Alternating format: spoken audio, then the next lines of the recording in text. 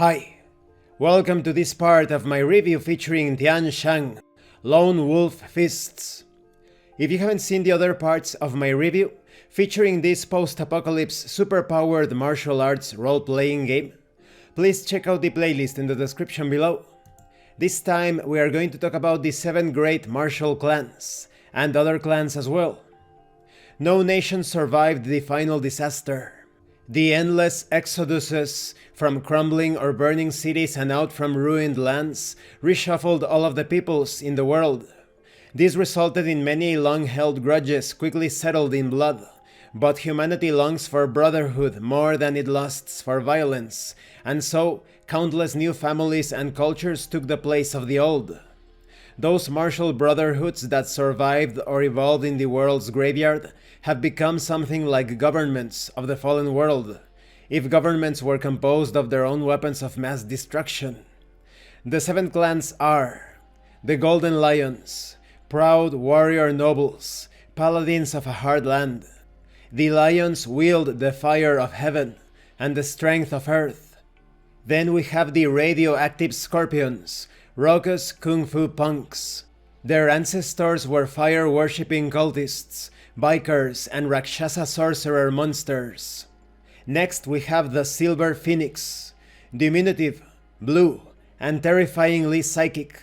These strange and secretive masters hide themselves from their warded subjects and occlude their machinations behind a veil of impenetrable secrecy. Then we have the Shadow Vipers, sorcerers, assassins, and villains of a villainous world.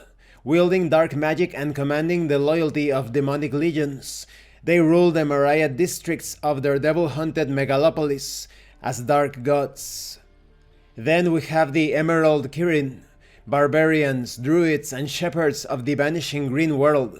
They defend and restore the dominance of nature by bathing the fallow lands in the blood of those that oppose them. Next we have the Brotherhood of Freaks, deformed by the toxic energies of the fallen world.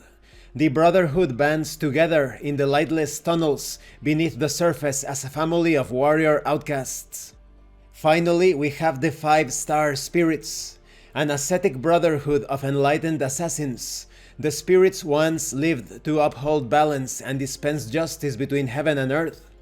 They were recently annihilated in their mountain strongholds by the horrific Mockingbird Emperor.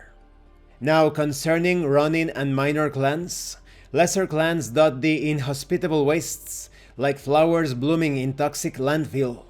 Most have only a handful of members and a single stronghold, but they survive because of the risk of warfare and paucity of resources their destruction would yield.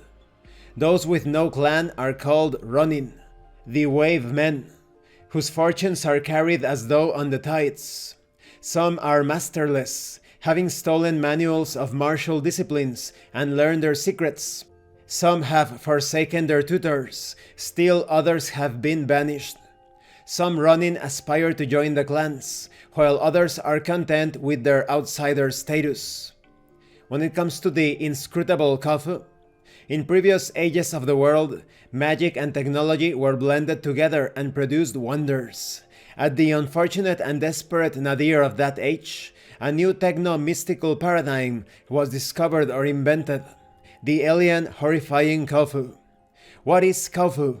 A people? A philosophy? The final horizon of magic and technology, dark and majestic and utterly nihilistic in its finality? It's not known. Perhaps all of these things or none.